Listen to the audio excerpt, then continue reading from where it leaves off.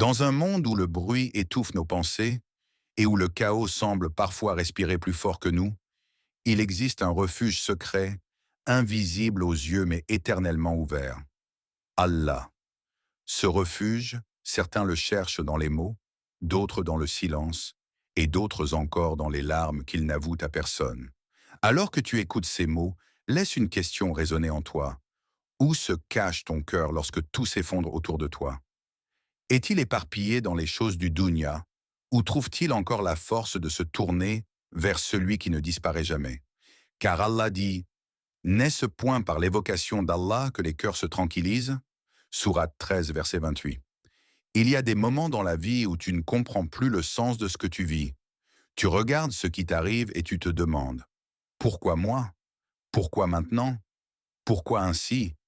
Et pourtant, chaque âme qui a traversé ce monde a connu cette obscurité. Souviens-toi du prophète, seul dans la grotte de Hira, cherchant un sens, cherchant une lumière, cherchant Allah, avant même que la révélation ne descende sur lui. Il n'avait ni réponse, ni certitude, seulement une quête brûlante. N'as-tu jamais ressenti cela? Ce vide intérieur qui appelle quelque chose de plus grand que toi, quelque chose qui dépasse tes limites humaines? Lorsque la révélation descendit pour la première fois, la peur le saisit au point qu'il rentra auprès de Khadija, radiallahu anha, en tremblant, répétant « Couvrez-moi, couvrez-moi ».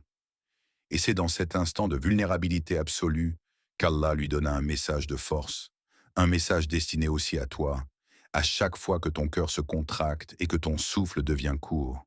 Par la plume et ce qu'ils écrivent, tu n'es pas, par la grâce de ton Seigneur, un égaré.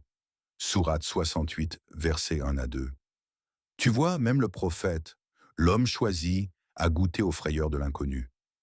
Alors pourquoi penses-tu que toi, tu devrais traverser la vie sans trébucher, sans vaciller, sans douter?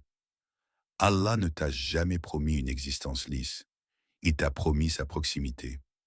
Le prophète a dit, « Sache que la victoire est accompagnée de la patience, que le soulagement vient après l'affliction et que la difficulté est suivie de la facilité. » Hadith authentique rapporté par At-Tirmidhi. Peut-être penses-tu que ton chaos est unique, que personne ne peut comprendre ce que tu vis. Mais écoute l'histoire de Yunus alayhi salam, avalé par le ventre de la baleine, entouré de ténèbres, la nuit, la mer et l'intérieur de la créature. Si quelqu'un avait des raisons de croire que tout était perdu, c'était lui. Et pourtant, dans cet abîme, il n'a prononcé ni plainte ni reproche. Seulement cette invocation lumineuse. Nulle divinité autre que toi. Gloire à toi. J'ai été certes parmi les injustes. Sourate 21, verset 87. Et Allah dit ensuite, nous l'exaucâmes et le sauvâmes de son angoisse. Ainsi sauvons-nous les croyants. Verset 88. Alors je te demande, dans ton chaos, quelle est ton invocation? Quelle est ta parole intérieure? Est-ce la voix du désespoir ou celle qui reconnaît qu'Allah peut tout renverser d'un instant à l'autre?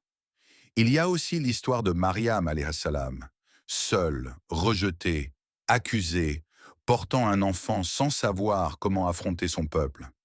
Elle aussi a crié de douleur et d'impuissance. Que je fusse morte avant cela et complètement oubliée. Sourate 19, verset 23. Mais au cœur de son effondrement, Allah lui murmura « Ne t'afflige pas ». Deux mots. Deux mots qui peuvent reconstruire un cœur en ruine. Pourquoi? Parce que lorsqu'Allah dit « Ne t'afflige pas », ce n'est pas une simple consolation. C'est une promesse. Une promesse que sa sagesse enveloppe ce que tu ne comprends pas, que sa miséricorde te porte même quand tu n'as plus la force de marcher. Alors contemple une autre question. Et si le chaos que tu redoutes tant n'était en réalité qu'une invitation divine à revenir vers lui? Et si ce que tu appelles brisure était en vérité la manière dont Allah façonne ton âme pour la rapprocher de ce qu'il aime? Ton âme a été créée pour Allah, mais elle s'égare parfois dans des directions qui l'attirent loin de lui. Et dans sa miséricorde, il te ramène. Par des événements, des pertes, des silences, des chocs. Non pas pour te punir, mais pour t'éveiller. Allah dit, « Nous vous éprouverons certes par un peu de peur, de faim, de diminution de biens, de vie et de fruits. Et fais la bonne annonce aux endurants. Sourate 2, verset 155. Est-ce que tu entends? Ce n'est pas un avertissement. C'est une pédagogie divine. Le prophète a dit, quand Allah aime un serviteur, il l'éprouve. Hadith authentique rapporté par At-Tirmidhi. Cela peut sembler étrange, presque incompréhensible. Mais si tu regardes profondément dans ton cœur, tu sais qu'il y a des vérités qui ne s'éveillent qu'au contact de la douleur. Parfois, Allah t'arrache quelque chose pour ouvrir un espace en toi que tu n'aurais jamais atteint autrement. Regarde ton âme. Regarde ce qu'elle devient quand elle se tourne vers le monde. Et regarde ce qu'elle devient quand elle se tourne vers Allah.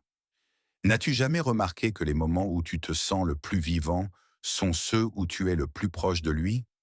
Que le monde peut t'offrir 1000 divertissements, 1000 bruits, 1000 lumières, et pourtant ton cœur reste vide, tandis qu'une seule sajda, un seul verset récité avec sincérité, peuvent t'offrir une paix que rien d'autre ne t'a jamais donnée? Dans un hadith Qudsi, Allah dit « Je suis avec mon serviteur lorsqu'il m'évoque », rapporté par Al-Bukhari. Imagine la profondeur de cette phrase. Le Seigneur des mondes, celui qui dirige les galaxies, celui qui tient la destinée de toutes choses, dit « Je suis avec toi ». Alors que crains-tu réellement? Que fuis-tu? De quoi as-tu peur? Peut-être que tu avances dans la vie en te sentant brisé, incompris, fragile. Peut-être que tu ne sais plus comment prier avec le cœur, comment pleurer, comment retrouver la lumière que tu avais un jour connue. Peut-être que tu te demandes si Allah t'écoute encore. Mais pose-toi une question, une seule. Est-ce que tu l'appelles vraiment? Est-ce que tu l'invites dans ton chaos? Ou est-ce que tu t'enfermes dans tes pensées, comme si tu devais tout porter seul? Parfois, tout ce qu'Allah attend de toi, c'est un murmure, un retour, une intention, une larme. Il est proche, plus proche que ton souffle, plus proche que tes angoisses, plus proche que tes certitudes ou tes peurs. Nous sommes plus proches de lui que sa veine jugulaire. Sourate 50, verset 16. Alors peut-être que tout commence ici, dans cette prise de conscience silencieuse, dans ce moment où tu réalises que tu n'es jamais vraiment seul, que même dans le chaos le plus profond, Allah t'observe, te façonne, te protège, te prépare, même lorsque tu ne comprends rien à ce que tu traverses. Et peut-être que la vraie paix ne consiste pas à trouver la sortie du chaos, mais à trouver Allah dedans.